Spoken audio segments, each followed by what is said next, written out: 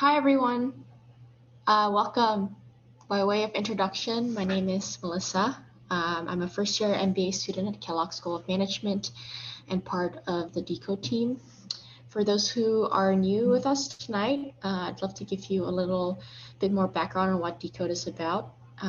Decode is the largest tech and innovation forum, jointly hosted with UC Berkeley and Stanford student organizations, alumni networks, and entrepreneurship centers. The organization features speakers at the forefront of technology, innovation, and entrepreneurship from around the world. The mission of Decode is to give students, founders, and investors a platform to share, connect, and be inspired. Over the past 5 years, our annual Decode Innovation Conference have had over 10,000 audiences every year. Some of our notable speakers include founder and CEO of Zoom, board member of Tesla and SpaceX, CEO of Y-Combinator, and CEO of Google X. Our most recent conference last October had garnered 1.3 million views over 44 countries and have thus prompted us to kick off this speaker series, with today being our, I think, 4th or 5th session. Our next speaker will be next week on March 10th, so stay tuned for more details on that. I guess on to the logistics for today's event. So after the discussion tonight, there will be a Q&A session, and you can send in any questions that you have for our speakers there via the Zoom chat. We will try to go through as many questions as possible. And for those of you who were selected to join our roundtable session with Brian and Fatu, you should have received an email from us confirming your spot, and we will be inviting you to join a separate breakout room directly from the Zoom meeting after the Q&A session ends. And then for those of you who didn't get a chance maybe to sign up for that, and if you would like to be included in that roundtable, just let us know, and you should be able to get you in as well.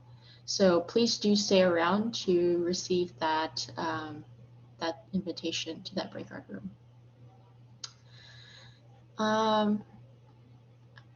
It seems like Shuo and Brian and Fatu is still in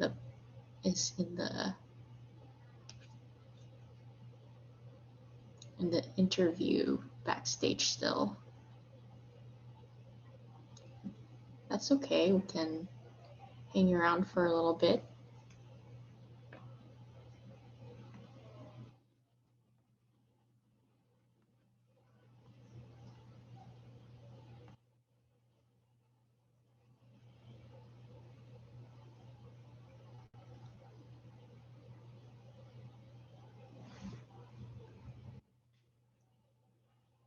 Hi everyone that just joined.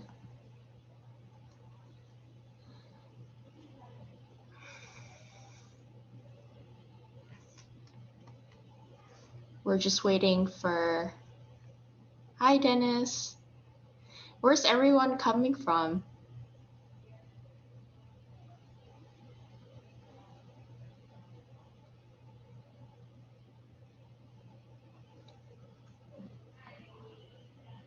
Nice, great. Loving the East Coast, we've got some from Vancouver, some West Coast represent. Okay, Florida, good sunny weather. I'm in the Chicago area and it's been pretty cold. But today has been not bad actually. 40, 50 degrees, which is quite good.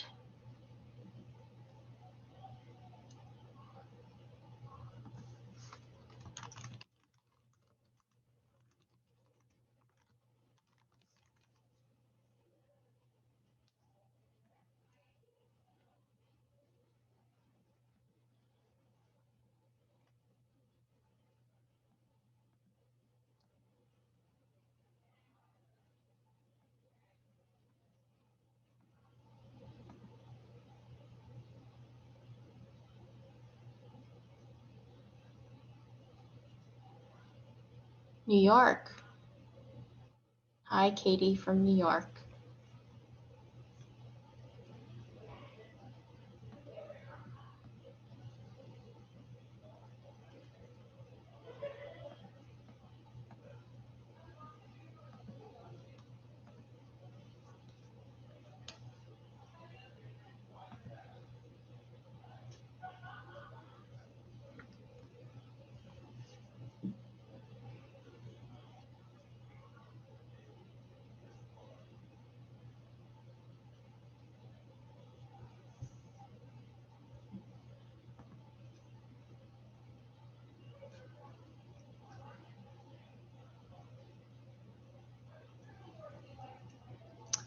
UD from California.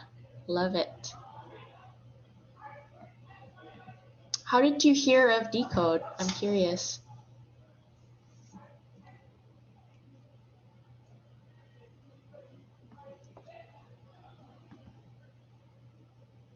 Nice. Love LinkedIn.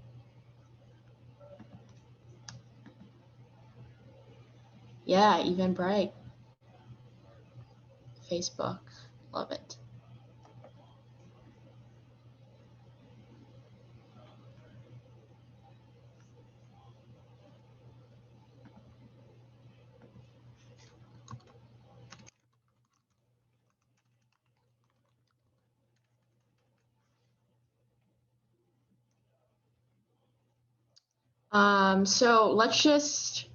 So for tonight's session, we're pleased to welcome Brian, Liou, and Fatu Fall, who are the co-founders of RAF, a company that specializes in career advising and negotiations for tech professionals. By way of background, Brian was previously the CEO and founder of Leada, a Y-Combinator-backed edtech startup. He has recruited, hired, managed, and extensively interviewed over 65 recruiters, HR, and compensation professionals. He has also partnered with the Management of Organizations Department at HAAS, Organizational Behavior Research. Brian is a graduate of UC Berkeley with degrees in business and statistics, and was recently featured on the Forbes 30 under 30 list. Fatu is from Senegal and first in her family to pursue education in the US. She has built her career on empowering people, especially women and people of color.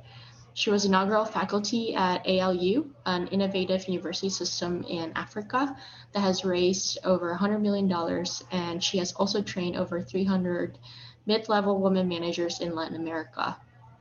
Fatu graduated from Harvard University with a degree in applied mathematics and was also recently featured on the Forbes 30 and under 30 list. This session will be moderated by Shuo Chen, who is the general partner at IOVC, a lecturer at UC Berkeley, and a faculty member at Singularity University. And without further ado, let's welcome Shuo, Brian, and Fatu. Thank you so much for that kind intro, Melissa. So I'm really excited to have Brian and Fatu with us today. It's a real treat. Thank you both for making your time. And also thank you to everyone for joining. Part of the reason why it's wonderful to have both of them here, because it's obviously because they're both awesome. But in addition to that, it is very rare to have both co-founders of a startup here at one event. Usually we get to hear from one of the co-founders. So it will be awesome to hear you two talk about your respective roles and stories that led you to actually meeting and then co-founding the startup together, and all the wonderful work that you do now. So without further ado, would love to start with maybe both of you talking a little bit about your journey and how Ralph came together. Amazing. Brian, do you want to go ahead? And Brian, yeah, I did my undergrad at Berkeley, go Bears, and basically right out of undergrad started a company that was in the education technology space, and that went through Y-Combinator, and I'd hired several engineers there, and that's really where I got the perspective of what it's like to hire and negotiate on the company side. And that's really where you see how much leverage talent has when you're like a 4-person startup trying to hire people. That company ended up shutting down. But then later on, I started helping some of my friends, negotiate their job offers. And the light bulb moment for me about how big this problem was came when a friend at the time got a job offer for this very famous CEO that you guys would all know of, to be their this person's chief of staff. But when she got the job offer, it was below what she was currently making. And when I asked her if she was going to negotiate, she said, "Do you think I should?" And I was just really surprised, mostly that she questioned whether she should or should not negotiate, and really just kind of pushed her to do it. Did not really advise her in any way at that time, and because I knew the CEO just had, was worth millions and millions of dollars. And after helping her get an increase, I just realized just how many people experience that information asymmetry when it comes to negotiating job offers. And yeah, that was, kind of the initial, the kernel of the idea, how it started. And then probably a year, well, actually, you want to start with how we got introduced, Fatu? Yes, it was through my former boss at ALU, Fred Swaniker. Brian went to one of his talks in San Francisco. He has a bunch of TED Talks and has his vision for how to develop leaders and young people. And so I just received one day this email from him saying, "Hey, you should talk to Brian Liou. He's the CEO of Leada, and you should talk about, the data and decision curriculum," which was what I was helping build there.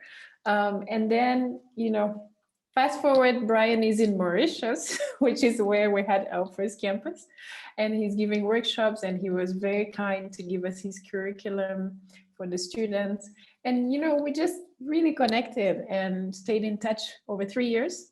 And then by the time I learned about Ralph, it was great timing because I was working with a lot of women mid-level managers and helping them on how to apply for promotions and how to kind of think about their careers, redesign it so that they wouldn't get stuck in the company. And so it was just this nice timing and really it wasn't serendipity, but it was very unlikely that we would have even known what each other was working on.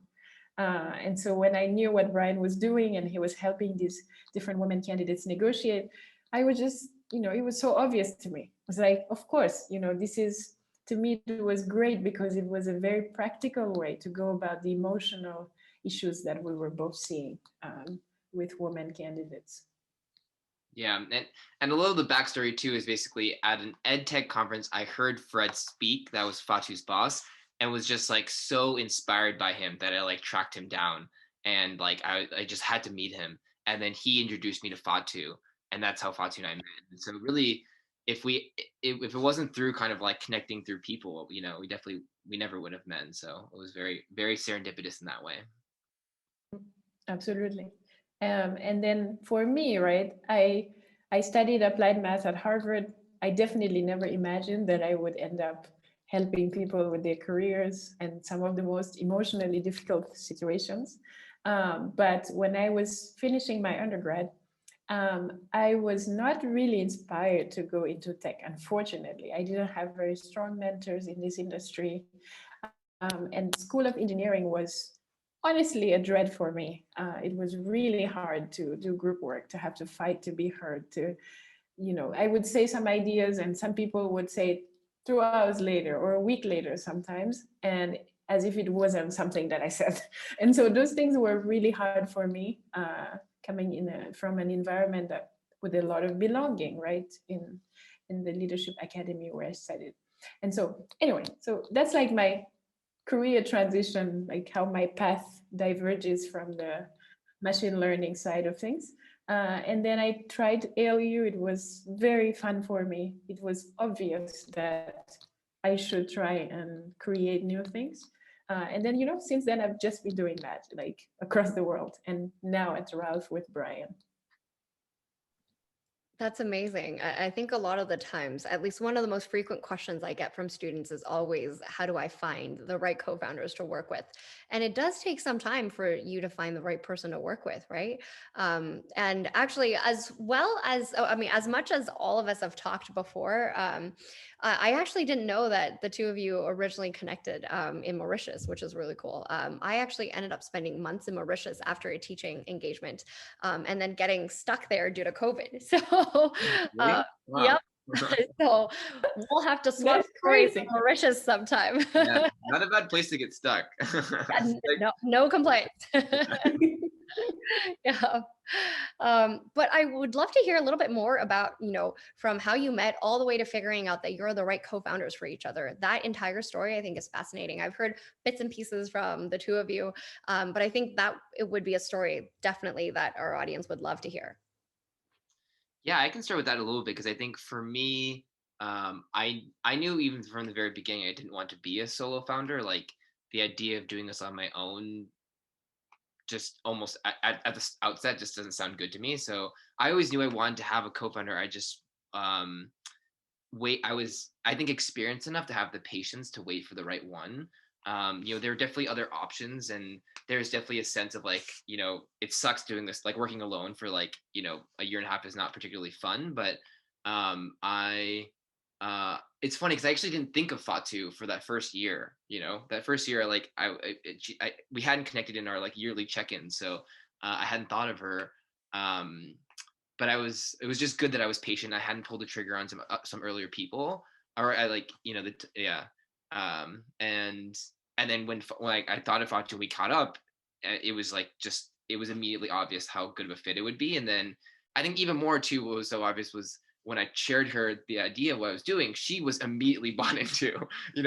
She said yes so quickly that I was like, huh, like wait, like she said yes way too quickly almost, I was like, wait. But I think it's because it was just such clear alignment. I mean, from my perspective, Fatu can probably add more, like such clear alignment on kind of like, purpose for her and her career and what she's looking for.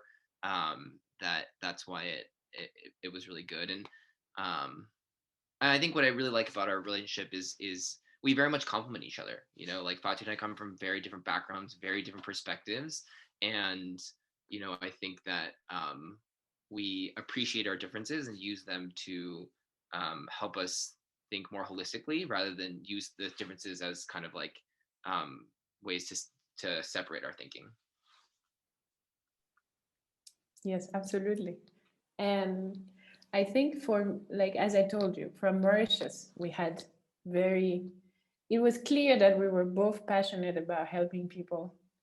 Clearly, we were doing it in our free time. Brian came all the way to Mauritius, and just sharing that common passion for advocating, for sharing knowledge, right? Sharing what do we know. And I think for me, when Brian told me about Ralph and that he was already, negotiating and giving these often negotiation webinars at these different universities and helping women candidates, I really thought, wow, like it's very rare that I have met a man that really, really cares about empowering other people, especially people who are women and people of color, right? Like, I know, like, it sounds weird, but I'm from Senegal, right? Like so many men, if you ask them, what is your dream? They'll tell you, I want to be a millionaire and get out of here. And that's their dream, right? And in college, of course, I met different types of people, the entrepreneurs, the innovators, all sorts of people. But Brian was just unique. Like he did not, when you meet someone that really doesn't have to do what they are doing, but they just believe in it, they like to help people, they have that kind of passion and drive. And so that was very, very important for me. And that's why I didn't hesitate. Like there was no hesitation in my mind because that's unique, right? And then the fact that he could have, built a Silicon Valley, whatever dream, but he was like, you know what, let me help people negotiate. Let me help women negotiate. Let me help people of color negotiate. That's not very common, especially for people who had this tech, who were like in the Silicon Valley sphere, right? And then the other thing was, I say this he's like I have like the imposter syndrome crisis every now and then, very often actually. And he's just like the opposite. He's like the Nintendo fighter that doesn't disappear. Like, I don't know, I remember playing some games and there's like that fighter that you think you knocked out and they just revive immediately. He's like that. And that's, you know, that's something where I saw our energies work nicely. And yeah, and I, like, for me, you know, was obvious. Yeah, I guess one thing I'll just add on, I think now that I've had, I guess, a couple co-founder relationships, I can see how much it is very much like a marriage. And I think it's a little bit sad, but I actually think that I will base kind of like how I assess my personal relationships by the learning I've had from my work, my co-founder relationships. But what I think has been very affirming for my relationship with Fatu is that, like, you know, we've been through some really hard times. Like we've had like major conflicts, right?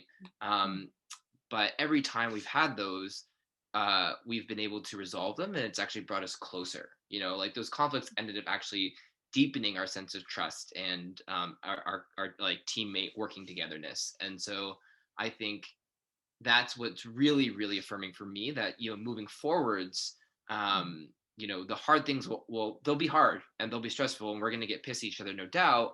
But each time we've been able to be broken and then we kind of mend together even stronger. So that part really is very affirming for me. I actually really appreciate you both sharing that perspective, because it's inevitable that for two people to work so closely together and have that kind of relationship, you'll definitely have challenges that you need to overcome together. And that's what makes the partnership even stronger. Actually, even when I teach at Berkeley, one of the common stats I always share is that the average time it takes for a startup to get to any sort of exit is, you know, 10 years, right? Which is longer than the average American marriage. So you know, unfortunately also true. So if you end up working with a co-founder, you better be really sure that this is the right person you want to work with, right? Let's just hope that Fatu's husband's not too jealous. I'm honestly pretty married to Liou too, so it's okay.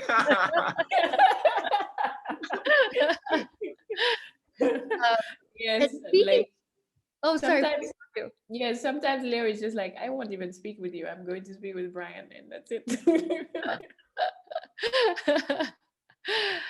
I was going to say, speaking of challenges, would be really, really helpful, I think, if you could talk about, you know, one of those experiences or a few of those experiences and how that's kind of worked out for both of you. Because I think it is in moments like that, that, you know, at least being aware that there is such challenges, it makes all the difference in terms of helping recent alumni even figure out who the right co-founders are.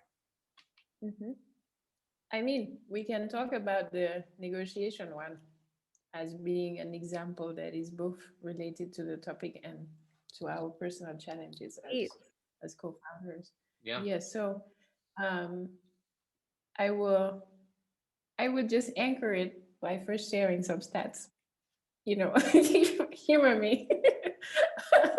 So as the that's major. Yes, right. we're both numbers people, right? So I just want to anchor the context, which is the following: in 2020, the average tech worker, just giving an example in tech, made $130,000 per year. This is from ChatHop, which is one of the people analytics companies, the biggest ones. And they found out, sorry, that's the white tech employee. And then they found out that there was a 44% gap for Black employees, even accounting for the same role, 33% for Latino employees, gap, right, difference, and 2% for Asian employees. And you know, these were the three categories that were in the report that were featured. And that was just looking at salary. So they weren't even looking at equity, because they said in the report, if you factor in equity, it will just balloon in a discouraging way. And so how is this still a thing, right? That's the question that everybody keeps asking, but avoiding how it manifests, the mechanism, right? And so, of course, one question is it that employees are greedy, right? So you hear stories of Amazon shortchanging employees and things like that. Is it because they are unregulated? So you hear stories like Uber being sued over gender discrimination.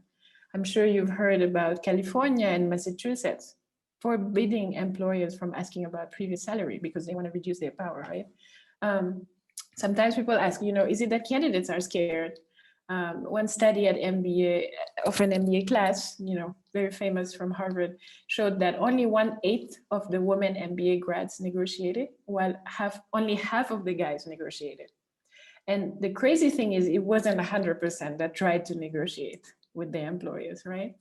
And then, of course, some people advance the argument that maybe people don't understand the long-term impact of negotiating and of their value, right? So they showed that if you have two co-workers, one got a 3% salary raise, the other one a 2%, right? Over 30 years in their career, there could be as high as a difference of $1.5 million USD if they invest the extra in savings, right? So there are all these things being studied, and it's very new. And I'm giving you this context because that's like the big picture manifestation of small stories like ours, right? And again, how does this still happen? And I will tell you how it happened, almost happened in our case. Brian was like, here's my offer. Here's the equity, here's the base, really would like to have you as a co-founder. And I looked at it the first time and I had no clue because I had been disconnected from the US market for a while. I asked some friends, but it wasn't quite the same context. But something happened immediately that my gut instinct said, is this the offer for a co-founder? I'm not sure. I really wanted to be a partner to Brian, to feel as much equality as possible, right? It's not always from the get-go. And in this case, it wasn't. I joined later. And I also really admire him and all the hard work he did in his career, right? And also within Ralph before I came and during. And I was really afraid to hurt his feelings or look greedy or ask for too much, right? But when I say afraid, I mean like paralyzing fear, fear that paralyzed me from negotiating for more than half a year. Sorry, Brian. Thank God he was very understanding, allowed me to take the time to understand and learn, but it was very scary for a long time for me. And why? Because it surprised me that one, it was more complex than I expected, right? Especially the equity negotiation, right?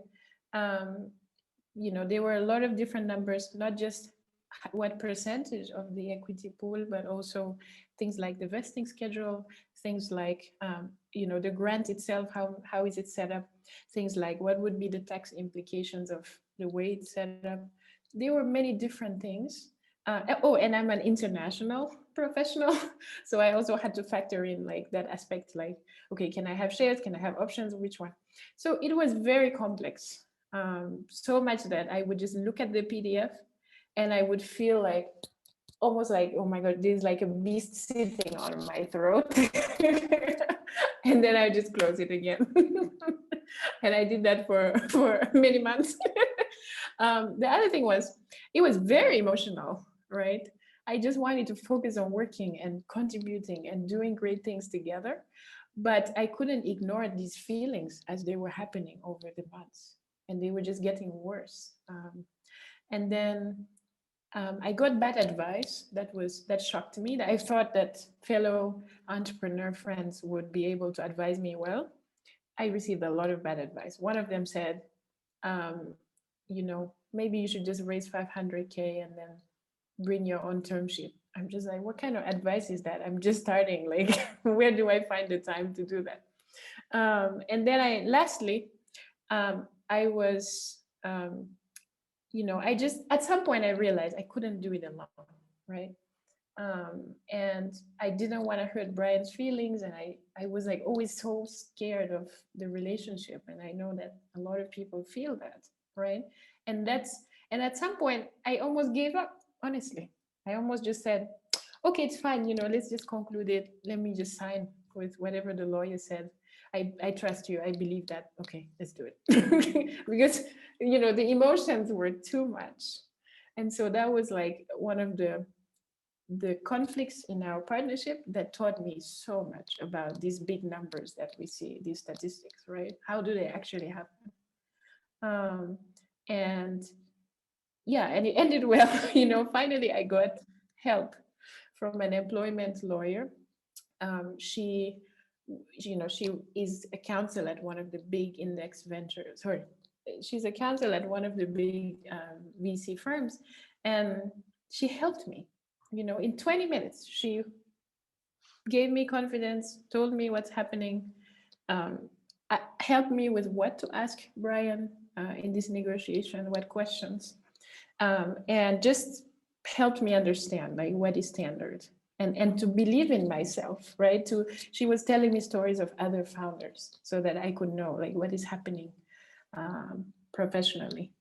And so that made a huge difference in my life, right? I'm sure, hopefully, one day we keep going and I can bring her to this platform and she can tell her side, right? But it was just, it was a moment of conflict, but I saw the impact of having a professional help. And then, my perspective is really helpful to share too, because I think it is literally how most companies think about it, is that I honestly wasn't thinking like, I'm going to lowball Fatu, I'm going to take advantage of her and, I'm going to get a sweet deal out of this. And like, I literally thought I was being fair. I thought this was the fair offer. But how I defined fair was in a very, I think of it as like capitalistic, like mindset, but just, it's kind of how all businesses work, where it's like, I'm going to give Fatu this offer now. And then if she grows further into the role, I'll give her more. Right. And that's what every hiring manager is thinking when they hire anyone. They're going to basically be conservative and give you initial offer and then give you more if you basically show promise as you continue to grow in the company. Right. And so that was my mindset, is like, I'm not ripping her off. I'm being fair, because if she does better, then I'll increase her compensation, all these things, and we'll square up later if it's not fair now. Right.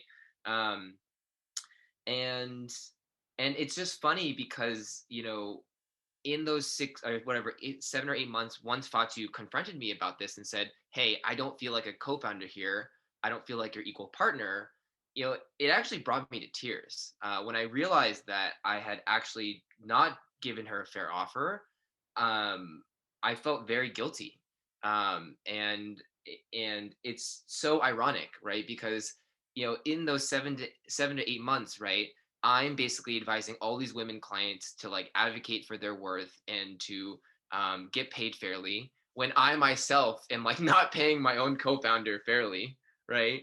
And the irony further is that Fatu is telling all of our female clients to negotiate when, right, she herself is like questioning whether she should be negotiating with me, right? Like, this is someone that she's basically married to, and she still has those same fears and doubts and not wanting to damage the relationship, right?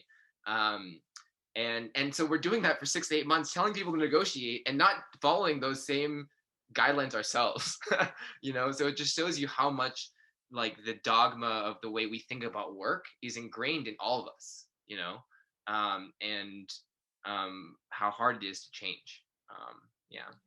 Yeah, and that personally, what I learned was that, like, I always think about that moment. I always think, what if I didn't ask for help? What would have happened? I'm sure maybe I wouldn't last this long here, working, and it would have been so sad, because this is like something that I so love and I believe in, and I can see it's like one of the most consequential moments in a woman professional life, or someone like me in my life, right? It can make a big difference in your path in life.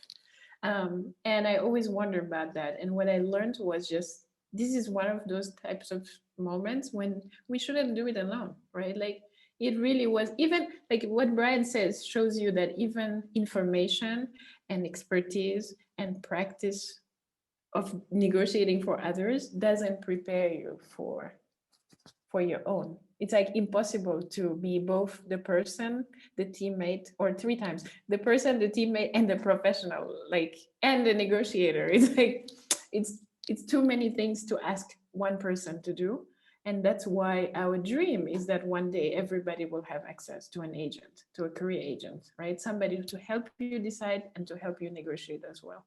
And really, it's, for me, coming into Ralph, I believe that, but after living through my own latest negotiation experience, I know, I just know it. It's so obvious now. Yeah. Yeah. And then I guess to tie it back to like the co-vendor conflict, right? Like this was a really hard conversation to have, and it happened over, even the conversation itself happened probably over like a couple months, right? Like it brings out a bunch of emotions. Like I remember I was starting to get really impatient because it was taking forever. For my perspective was like, what's taking so long? And I was starting to get angry at that. And a lot of like identity is a part of the work I'm doing, and so like it starts to go into kind of like your ego and identity, and so it's a very very emotional conversation. And yeah, it was like really hard to do. Like, yeah, again, like when Fatu first brought it up to me, like I disagreed with her, right? I was like, I think this is fair, right? I think you're wrong here. I think if you're like you're not thinking about these and these XYZ ways, like I've talked to advisors, I've talked to mentors, they think it's fair too, blah, blah, blah. But then when I really got a chance to kind of meditate on it myself, she was right. And that just, when you feel like there's no trust, and then you start to see that there's actually space on both sides, it starts to rebuild that trust even deeper, I think. So yeah, that was like one of those hard things that ends up really, I think, making our co-founder relationship much stronger. Oh, sorry, please, Fatu. Go ahead. And I think for me, my takeaway was just, wow, it's not obvious that you will believe yourself in naturally. That was my takeaway. Like, interesting, it's sometimes you just need to be validated by someone that equally believes in you that way. Yeah. I really appreciate both of you sharing this story from different perspectives, because oftentimes we just get to hear from one side of the story. And so I think hearing both sides is extremely powerful, and also the perfect segue for you both to tell everyone a little bit more about what exactly Ralph is. And of course, we've started to talk through some of the fears that people have in career negotiations. So maybe you could talk a little bit about what Ralph is and what role you play, as well as some of people's top fears and how you help them overcome that. Okay, so what is Ralph? Well, as I was sharing earlier, we have a simple idea, which is due to all these issues, especially the asymmetry in information, and the asymmetry clearly in emotional safety to negotiate, in feeling that you can negotiate from your strengths, etc. We really believe that one day this is something that a professional will do for the other professionals, so that each of us can focus on our work, and this professional helps us with this side of our business life. And if you think about it, the companies, they have HR, and that's the part of the company that helps with maximizing the company's interest. But you as a candidate, who do you have, right? So that's what we're working towards. And so we're a company that's really a network of career agents that help candidates negotiate, be informed, and one day we'll just negotiate on your behalf, right? And really, that's Ralph. Brian, do you want to add anything to that? Yeah, I mean, I think as you guys enter the job market, you will just see that, hiring or getting a job these days is just a very transactional thing. And it's only becoming more and more so. And so like the analogy we see where the labor market is going is very much like the real estate industry, where when you're buying a home, you have a buyer agent and you have a seller agent. And those are the people that help you, understand what you're looking for in your next home, help you understand the housing market, and then help you negotiate the transaction. And we believe a career agent will do very similar things for helping you understand what you're looking for in your next career, helping you understand, the hiring market for your role, and then helping you negotiate your transaction. Yeah, and so it's been 2 years and a half, almost 3 years that Ralph has existed. We've supported at this point more than 180 candidates. A lot of them have been PhDs going into tech, and also, professionals who are in technical roles. So for example, we've had a lot of data scientists, research scientists, software engineers, etc. So that's where that's who we are helping today, but we're creating always content and education to support, whoever goes to Ralph Learn, you will learn a lot. And, one day we hope to expand to other markets as well. And actually, I was going to quickly follow up and say we also have alumni and other professionals online as well. This is applicable not just to fresh graduates, right? This is also true for people who are looking to potentially switch careers and think about how to position themselves and what are some of the best career transitions to make, especially now that I feel like professionally speaking, it's not like before where people used to join a company and stay there for decades. And now you see definitely more movement between companies. And so as we're talking about this topic, maybe you could talk a little bit about some of the topics that you help candidates work through, including, their top fears, how you help them overcome that. Mm-hmm. Cool. So I will just share it through a story, let's see. So the first thing that I want to share as a common, let's understand it as like tactics, right? The first one is when recruiters are trying to get a number from you as a candidate. It's one that stresses out a lot of people, right? And maybe it will help if I just, I wish I could just share some slides here, but is that okay? Is that allowed? Yeah, of course, please. Right, let's see. Okay. Can you guys see? Yep. Awesome. So this is the first one that stresses a lot of candidates. It's just, what are your salary expectations? Or when they ask them about, are you looking for other offers? Can you share the range of your offers? There are some recruiters that are very forward. Or when they are asking, is there a number you would accept right now? So this really stresses out. We've seen this stress people out. And the thing is, when you are just beginning your interview process, the company has no idea yet what you're capable of doing, right? So why should you be giving a number right now when we don't even know how you perform, how you will perform, what you're capable of doing? Surely those variables should affect what they are willing to give you, right, as a candidate. And so this is one of the things that we really see too often. And the way to deal with it is just, hey, I'm focused on interviewing right now.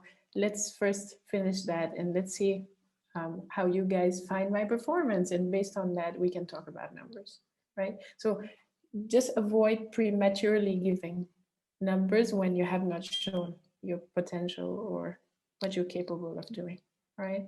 Deal with it at the end, basically. Another one that we've seen really stress out people across the board are deadlines. And unfortunately, most of them are artificial, right? And so there's an example here where we had a client who was receiving the decision from this company, and the recruiter just was playing nice, smiling, but they were like, okay, so this is the offer. Are you ready to start with us? And she was just caught off guard, right? And then she was like, no, let me think. And then the recruiter was just like, get back to me by the end of the week.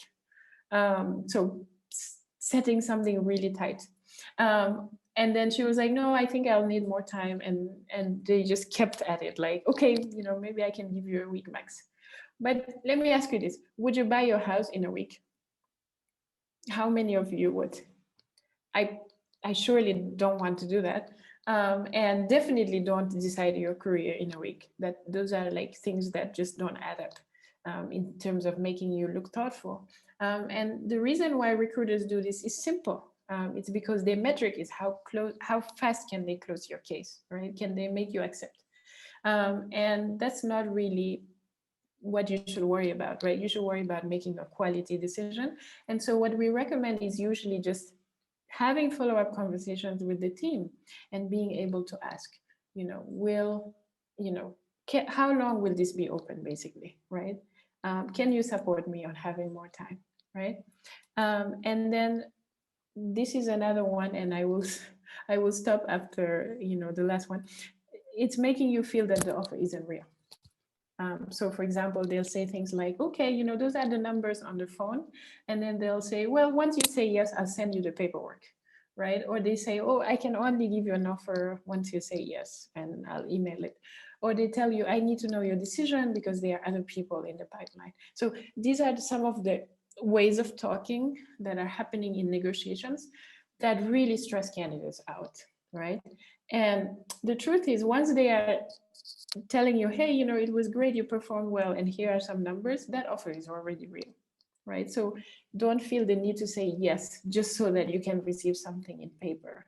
From the moment they communicated that decision, it's a real offer, right? And so take your time, don't feel pressured to say yes because it's not thoughtful, it's not wise, and you still need to talk with the team and like figure out if this is the right option, right? And then I'll say the last tactic that we see very often, which you heard in my story, right? It's the one of prove yourself first, right? Work your way in the company, and then you can ask for more. And we have so many examples where, for example, a startup CEO would say that, right? Brian shared how he reacted to my ask on the equity. But the truth is that if you already passed through the process, right, and they have seen your strengths, they have, of course, given you feedback on them, now is the time to ask, because once you join, it's much harder, right? Especially for those going the corporate route. And so right now is when you have leverage. Right now is when you know for sure, at least this would be the minimum that you guys think I'm worth. This is the minimum that I think I would be willing to give my 100% for. Right? And to give you an example, we had a candidate that was so worried about this, and she really didn't negotiate her equity very well. And then now she's on the job and she was giving us feedback. Oh my guys, like, oh my God, guys, you were right. Like, I wish I had asked 4 times what they gave me on the equity, because now I'm leading this department, I'm hiring people, and I realize that this is not going to cut it. Right? So this happens so often. And the reason why she had not negotiated in the first place very well was because she was so scared of this, right? Like she was so scared of, oh, should I earn more than the CEO? Oh my God, like what if, I'm just a new grad, so I shouldn't be asking, I shouldn't be pushing on the equity. I don't want to like turn them off. And now literally 6 months later, she's trying to negotiate again. So these are like, mindsets or like ways of talking that happen in negotiations that are very challenging for people. And I hope that you can take these small tips with you. Thank you so much for sharing, because I think without these specific examples, people actually, it's difficult for them to imagine what artificial time deadlines even look like, or some of the things that they might say to make you doubt your self-worth. So I think these specific examples are super helpful. If it's possible, could you also share some success stories of when people are not sure if they should be negotiating, but eventually, come back and go through the process with you? How does that process look like? And how were they able to successfully negotiate in the end? Yes. So in this particular story that I was sharing, it was someone, actually a UC Berkeley grad, engineering grad, with 4 offers. And she came to Ralph because she was getting all this timeline pressure from the recruiters, but she was still interviewing. She really wanted to finish. And also because the first offer was very low. It was like very low for her field. It was like 100K and no signing and very little equity. And she came to us and we helped her. We have instant messaging. We help people really with the emotional, like just to help you be less stressed and less anxious and like less role playing in your head. And then we help her with data, right? We gave her the fact that other engineering grads from UC Berkeley like her were earning at least 125K per year on the cash side, and that on the equity side, she could have at least asked for 2%, that kind of range. And so we had very specific asks that we could give her. And then we also help her like prepare for those team conversations where, like in my case with Brian, where I had to say, well, okay, I hear your pushback, I hear the no, but here is why I think this is fair. Here's what I know. Here's all that kind of preparation and communication management, right? And so that's what we took her through. And most importantly, just being an advocate, right? Like she was top of her, among the top of her class, and she was forgetting that the whole time. She was forgetting how, for a startup to hire somebody who's top of the class at UC Berkeley in engineering, that is crazy. That's very hard to do. And so just reminding this person of that track record and of those reasons. And so that's how we were able to really help her. And in the end, she made an extra $30,000 on the base. She had a signing bonus, and she also had 1% of equity in the company. And so these, up from half of that. And so these are like the ways that we, slowly but surely help people get their worth. I think that is super helpful for especially students and alumni to hear that there are obviously success stories and that they work out and that it's worth negotiating for, because sometimes it's also the mindset that, well, I just don't want to go through the trouble. I've already interviewed and I just want to sign this and get this over and done with, and we'll be happy with that. So I think it's good to hear the benefit of negotiating long term. Has there been any learnings? Oh, sorry, if you had anything to add, please. Yes, and I wanted to just say that was like a very moderate type of success, right? Just to give like something that is moderate. We have seen increases as high as $120,000 per year. Wow. And it happens very often in the population of STEM graduates. So just to show you that, they are like examples that might seem modest, but you're getting somebody to do something they were really scared of, and then you're getting like crazy stories. And I encourage you to read our blog with ralph.com/the blog. You will see many stories like that. That's perfect. I'm sure the team will send out the hyperlink afterwards, so everyone at the event will have access to it too. But yeah, 100,000 plus per year, that's very significant. And I was about to ask, are there any surprise learnings, even unexpected for both of you as you're advising through different students and alumni through this process? Brian, do you want to share something? One hand. So actually, this will be the last question that I ask, and then I will open the floor to Q&A. Surprise learnings.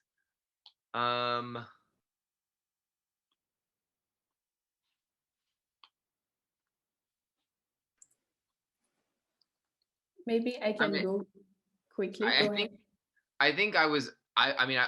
thought that we could have an impact kind of in changing people's offers, but I've been successively surprised by how much value there is on the table. It's even bigger than I even thought when it comes to negotiating. And we are seeing more and more the like boundaries set by companies are really just kind of these illusions. So getting companies to change their offer even after the recruiter has said no, we can't do anything, or even after the hiring manager has said no. We're seeing that's been pretty surprising. And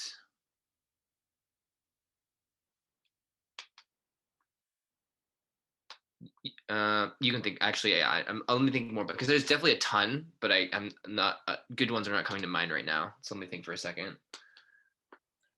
I mean, for me, right, the one that really, like when I started Ralph, I thought it was all about the data. You can ask Brian, I kept talking about data, let's build our database, let's do this, let's do that. But actually the more, and it's true, it really helps, it empowers someone.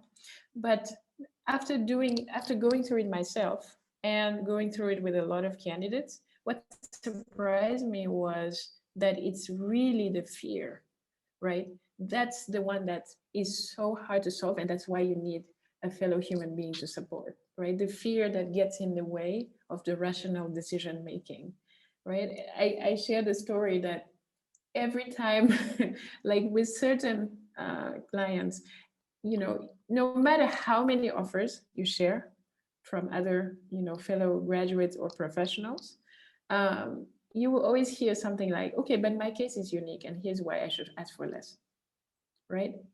But what if I ask and then it backfires? Or what if I ask and then they say no, right? Like that fear is so much stronger than like the validation that people get from the information. So I think that was very surprising. I didn't expect that. Yeah, I guess the other thing I'm continually surprised by is just like learning more and more, just how involved companies are in optimizing these processes. So like I was recently talking to a Microsoft recruiter. He was a recruiter like 4 or 5 years ago.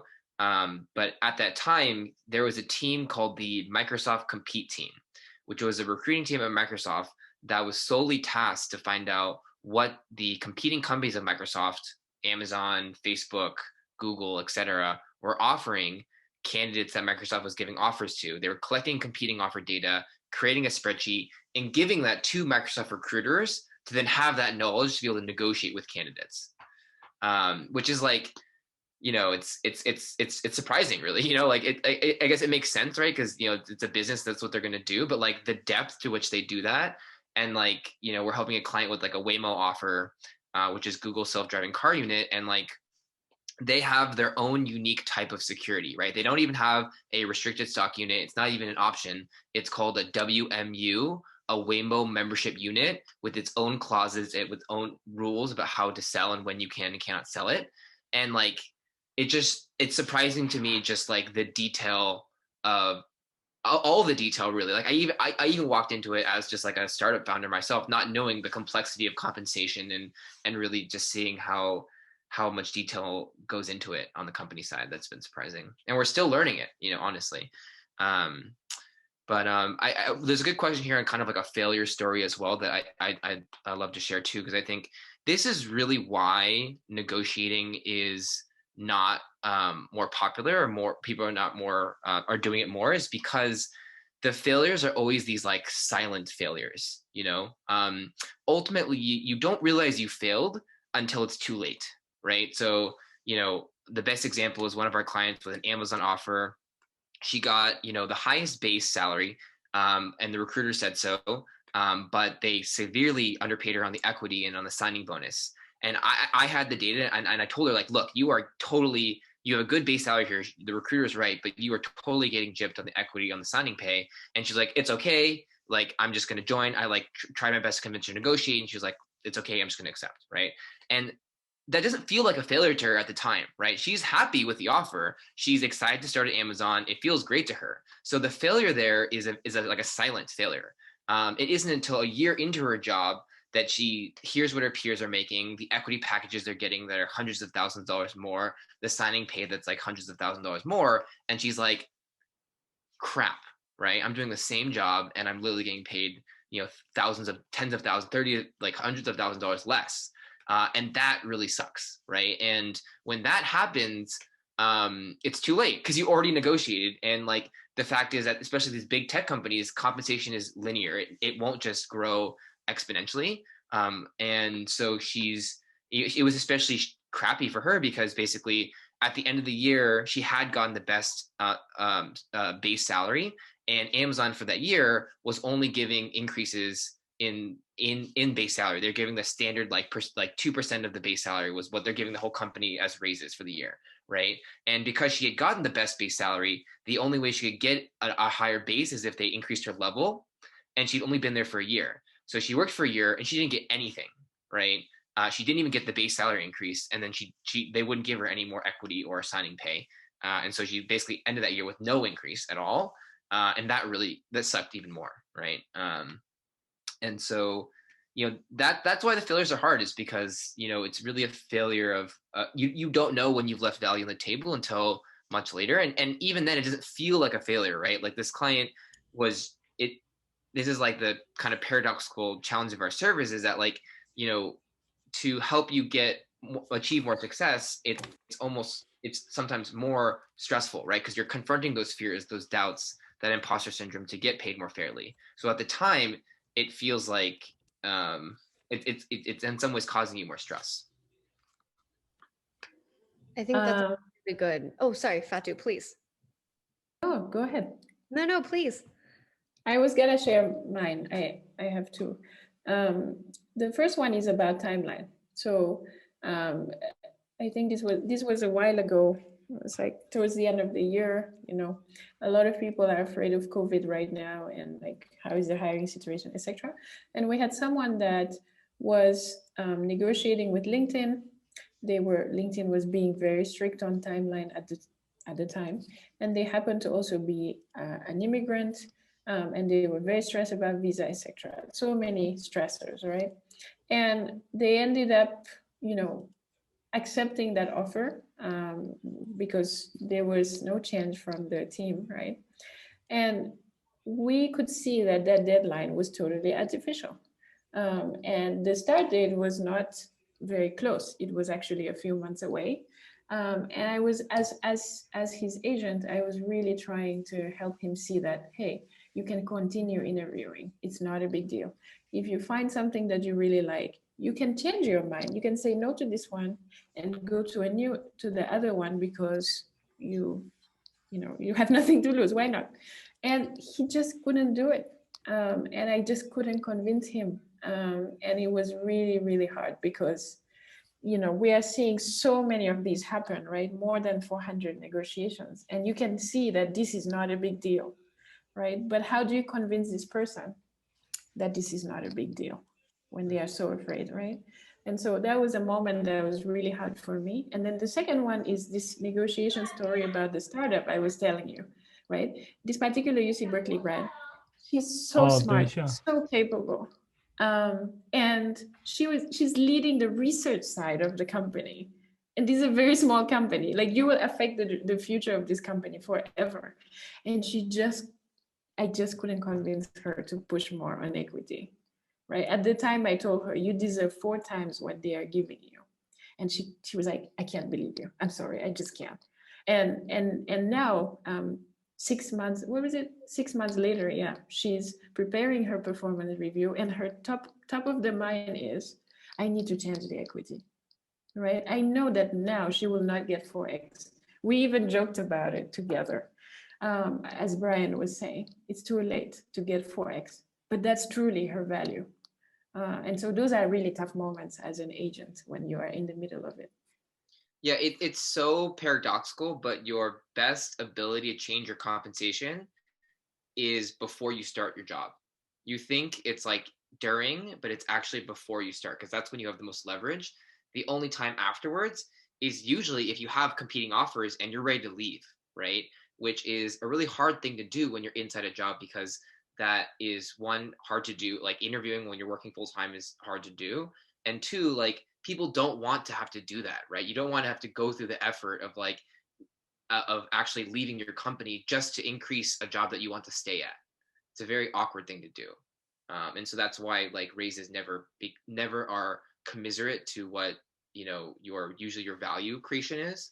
And that's why people end up leaving to get meaningful changes in their compensation or in career growth now, because companies know that it's they don't have to, and they force a lot of candidates to that's why company switching is kind of like the default thing now to get meaningful career growth.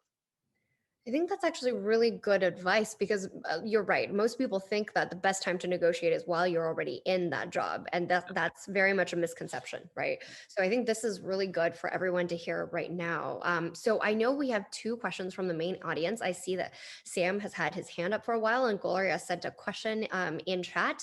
We also have time scheduled for a small roundtable discussion where people can basically unmute and turn on cameras to ask you questions. So maybe we'll take these last 2 questions from Sam and Gloria, and we'll go into the roundtable session that people have pre-applied to. For those of you who are on the call now who didn't know about the roundtable, if you're still interested in attending, feel free to direct message Melissa and let her know why you're interested in attending, and I'm sure she'll be able to figure out if we can get you added. Sam, would you like to unmute and ask your question?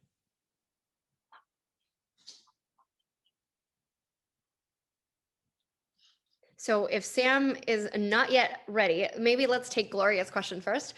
So her specific question is, do you have any specific advice for how we should think about the impact of factors like gender and race in the negotiation process? I think it's a really good question. Yeah, Can you guys hear me now? Anyway, I can ask later. Yep, Sam. Oh, okay. We'll come right back to your question if that's okay. All right, thank you. Awesome. Yes, I want to say that I will acknowledge something quickly. It's always a distribution, right? So I will speak in general, but remember there's a Gauss distribution somewhere as I'm talking, but you will see there is a, there's that middle of the curve. So I think the one that is very striking is how we see women candidates negotiate versus men candidates on that spectrum. On two variables, one is emotional safety, the other one is risk-taking. On the emotional safety, that's where the biggest challenge is for me personally as a coach. I would just tell you. It's like, I think women overestimate the social cost of negotiating because probably they are living through very hard situations, or they have when they were asking for things in their personal lives, right? Personally, I have had a very hard time, and the imposter syndrome, by the way, that contributes, right? I have had a very hard time just in general asking for things, just in general, right? Once I did a hackathon on asking. It was one of the hardest days of my life. And so there's that factor that happens, that's social conditioning. And now you couple that behavior or risk averseness, right? With the lack of emotional safety in a negotiation, right? Like, so there's that thing of I will lose this, or I will be judged, or I will not be liked because I'm asking. And it's these deep fears, and they are very hard to change in a space of a few weeks, of course, right? And so I have found that very hard. It's something we're always studying and improving at. One way to help with the situation is emotional safety, of course. Being able to say, I'm your coach. I want to work on your same goals. I'm not going to judge you, but I will tell you what is the objective version of reality here. And then the other thing that happens, it's like that thing of like, oh my gosh, my hiring manager will not like me. Like, that's the biggest one I notice in that spectrum, again, the majority of the distribution. And the other one is the asking less. That was the one that surprised me. I thought that what I expected to happen was that take, a woman research scientist or a woman data engineer and a man data engineer, same company, same role, that they would ask the same, but it's just that the woman would be more afraid of the pushback. That's what I expected based on what I had read. But actually, I noticed, and we started noticing that the women candidates were asking less. How much less? Between 75K to 150K less, depending on the, like, how highly paid is the role. That's crazy. Like, that's something that surprises me.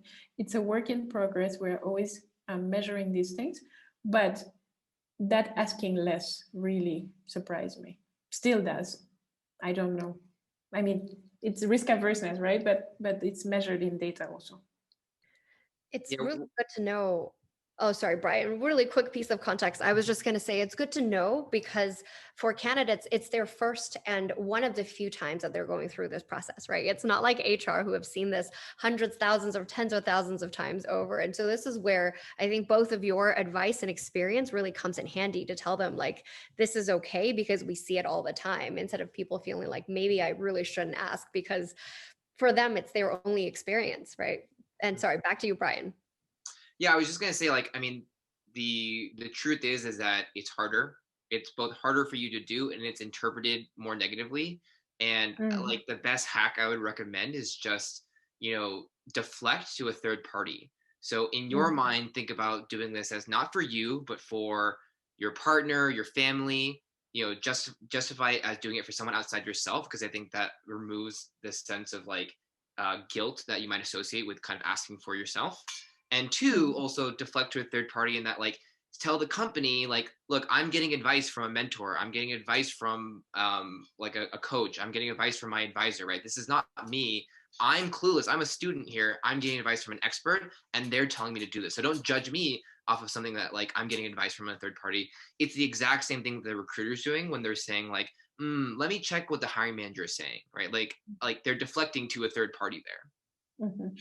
Yes, and that's real. Like some of the most successful negotiations we had with women candidates, they happened to have partners, or they were relocating somewhere, they were making a decision as a couple. I'm not saying you have to find a couple. I'm just telling you like what we have seen happen.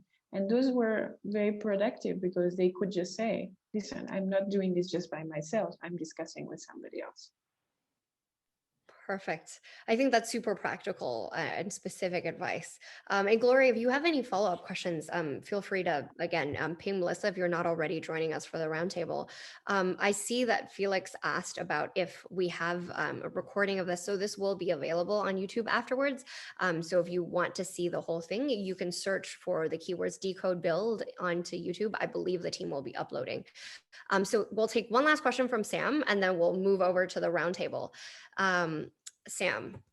All right, I actually have two questions, but anyway, we can go from the first one. So you guys talk about both the salary side and also the equity part, and then you mentioned, for example, you have a candidate, you think her equity should be 4x what she was receiving. I just have a general question, like in terms of the equity part, what is the fair percent in terms of equity bar? For example, okay, in a big company, at the new grad, for example, I getting 200,000. Okay, well, I'm just giving you my example, and then I'm talking to a co-founder. He was trying to persuade me to join their company, and they're willing to offer, for example, 0.5% or 1%. I'm saying, okay, they're saying like my company is only worth like 4 million right now, like pre-money, something like that. We cannot give you like 200,000 worth of equity, which is going to be 4%, which is way higher than we think.